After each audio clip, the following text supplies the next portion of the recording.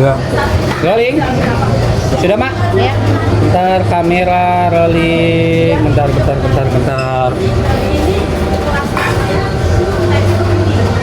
Ya. Belum.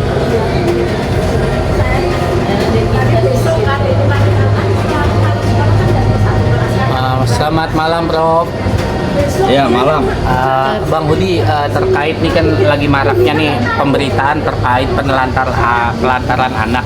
Ya. Bang Budi sebagai praktisi hukum melihatnya perspektif pelanggaran hukum apa sih yang dilihat terkait penelantaran anak itu sendiri, Bang Budi?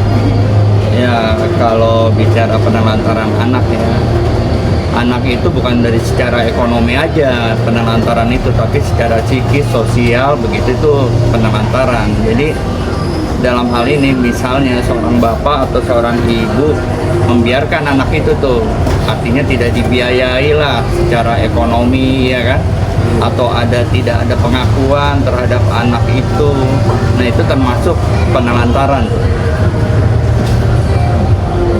Tapi kalau misalnya bertahun-tahun lamanya mengetahui ada, tapi contohnya seperti dititipkan, Iya. gitu, tapi tidak berhubungan nih, dan pada akhirnya di kemudian hari anak ini mengakui kalau dia anak seseorang, ini seperti apa? Iya, jadi penelantaran itu kan maksimal 3 bulan tuh. Kalau 3 bulan tidak diberi nafkah tuh berturut-turut itu termasuk penelantaran. Apalagi kalau sudah bertahun-tahun tidak ketemu ya sama kedua orang tuanya. Apalagi kalau orang tuanya juga tidak bertanggung jawab secara ekonomi ya, itu termasuk penelantaran dan ada hukum pidananya itu. Hukum bedanya seperti apa sih? Ya pidana penjara itu, pidana penjara sama denda di Undang-Undang Perlindungan Anak nomor 34 tahun 2014 ya kalau nggak salah tuh. Pak, kalau penelantarannya dalam konteksnya anaknya ini di luar nikah gitu, tidak nikah secara resmi, itu bagaimana? Apa tetap dilindungi secara hukum atau seperti apa?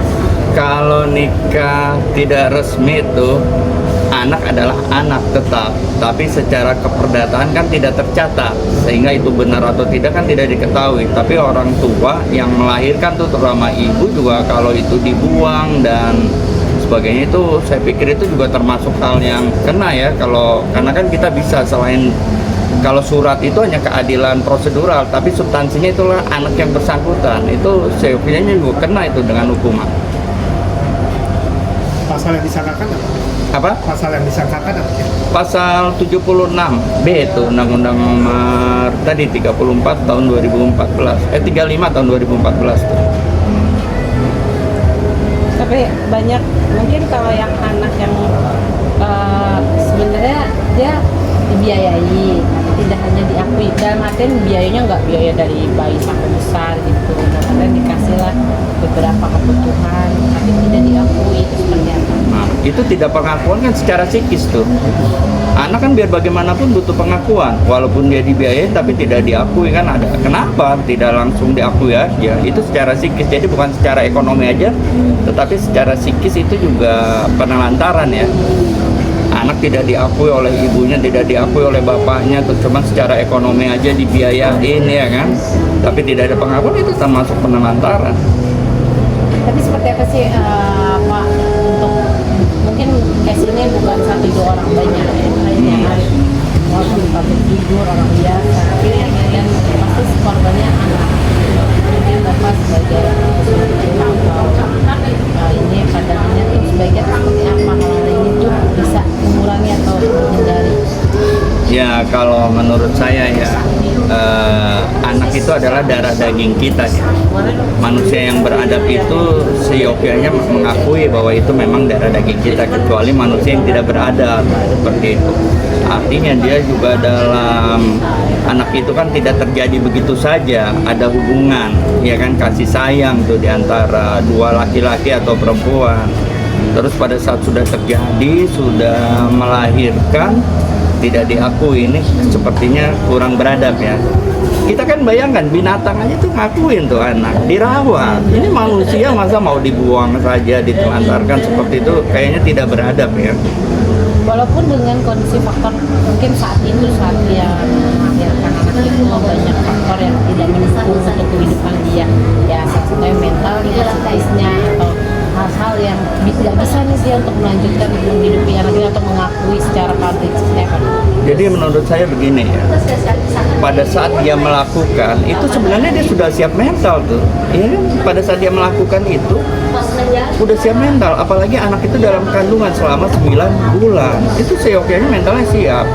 Nah orang yang seperti itu kan seyogyanya juga tidak boleh pas dilahirkan langsung dibuang karena dengan kondisi-kondisi keduniaan tuh, itu tidak boleh. Biar bagaimanapun dia berani berbuat, berani bertanggung jawab. Nah itu yang dibutuhkan tuh, kan tidak hanya sekedar materi, tapi di luar itu tadi ada psikis, ada sosial, itu kan harus ada pengakuan.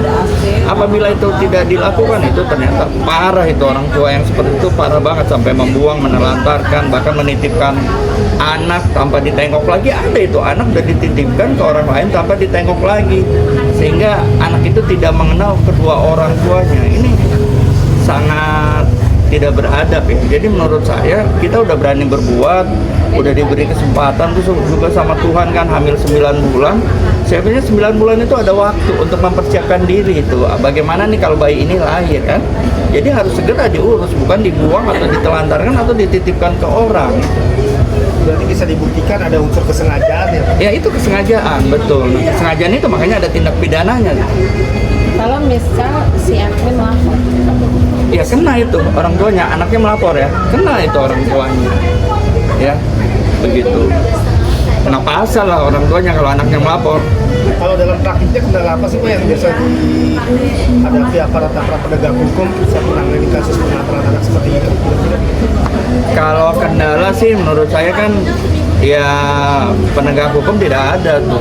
Banyak dia sudah punya berbagai macam instrumen tuh ya. Udah tahu bagaimana cara mengambil tindakan terhadap orang tua yang menelantarkan itu kan. Kan masalahnya penegak hukum tahu atau tidak, itu aja sih sebetulnya ya. Orang tua dititipkan atau secara diam-diam dioper ke orang atau diperdagangkan, tapi secara diam-diam aparat kan tidak akan tahu tuh, kecuali yang memang ketahuan ketangkap tangan ya. Jadi aparat itu hanya masalah siapa sih ini yang melapor atau enggak atau tidak melapor. Tapi kalau misalnya kayak anak dibuang, aparat tuh udah punya instrumen ya, udah pasti tahu tuh siapa-siapa aja orangnya kan begitu. oke, Pak, mungkin ada nggak sih harusnya pemerintah juga ikut serta dalam hal-hal seperti ini? Karena kan tadi bisa dibilang kan kalau misalnya ada yang bisa ada pidana, tapi kan jika tidak ya akan bergulir aja. Bergulir aja. Kasus-kasus yang lain-lain ya seperti apa? Jadi begini ya, orang tua yang membuang anak itu tidak salah 100% tuh. Tidak salah 100%. Kenapa? Ada beberapa persen, ada kesalahan masyarakat, kesalahan negara juga ada di situ ya nggak? Kan sebenarnya pendidikan moral ya sudah dihapus nih di tingkat sekolah kan? Seperti itu udah dihapus. Jadi itu kesalahan siapa tuh? Kok pendidikan moral udah dihapus kan? Ini kan ada peran negara ya. Jadi tidak 100% kesalahan kedua orang tua. Belum kondisi masyarakat, ya enggak? Nah, dari masyarakat juga ada tuh. Iya kan? Misalnya orang tidak menikah, ya tidak menikah. Jadi takut dikucilkan, takut punya rasa malu, sehingga orang itu membuang anak. Jadi tidak 100% kesalahan kedua orang tuanya. Kalau pendidikan moral nggak diajarkan dari kecil ya buahnya seperti ini nih. Orang tidak ngerti, begitu buahnya seperti ini. Main ditelantarkan aja. Jadi tidak 100% kedua orang tua salah yang menelantarkan anaknya. Jadi ada kesalahan negara, kesalahan masyarakat seperti itu. Seperti gini, misalnya pekerjaan, orang tua tidak bekerja atau dipecat dari pekerjaan sehingga pada saat istrinya yang melahirkan dia tidak punya kondisi ekonominya carut marut, otomatis kan dia berpikir bagaimana nih anaknya. Nah begitu, anaknya ini bisa dititipkan ke saudara kemana kan seperti itu. Sebenarnya bukan kemauan orang tuanya, tapi karena kondisi yang tidak memungkinkan akibat dia dipecat dari pekerjaan, akhirnya dia titipkan. Ini kan bukan kesalahan dia, ada faktor X yang tidak diinginkan oleh dia, dan ini negara juga harusnya bertanggung jawab. Anak-anak yang ditelantaran sebetulnya sama orang tua kan fakir miskin, dan anak telantar kan menurut Undang-Undang Dasar 45 harusnya dipelihara oleh negara. negara harus turun tangan di sini, negara harus hadir di sini terkait penelantaran anak. Tidak, anak itu sepenuhnya 100% tanggung jawab orang tua, begitu. Dan bukan 100% juga kesalahan orang tua dalam hal menelantarkan anak, walaupun persentasenya lebih besar orang tua yang tidak siap. Tapi situasi dan kondisi negara kita yang seperti ini juga mengakibatkan orang tadi melakukan penelantaran. Oleh karena di situ negara harus hadir dalam hal ini. Ada lagi? Ini paling pesan yang ingin disampaikan pada masyarakat agar lebih memahami konsekuensi hukum terhadap penelantaran anak. Iya, jadi kondisi hukum kita nih ya, sifatnya kan represif nih, ya. Seakan-akan masyarakat aja yang salah, masyarakat aja yang harus masuk penjara. Sedangkan di luar itu ada unsur-unsur juga, ada variabel tertentu yang mempunyai kontribusi dalam hal kesalahan ini. Harusnya kan mereka ikut bertanggung jawab. Oleh karena itu sih saya berharap negara ikut hadir nih. Kalau ada hal-hal seperti ini, anak yang ditelantarkan oleh orang tua itu menjadi tanggung jawab negara. Menurut saya sih itu. Udah?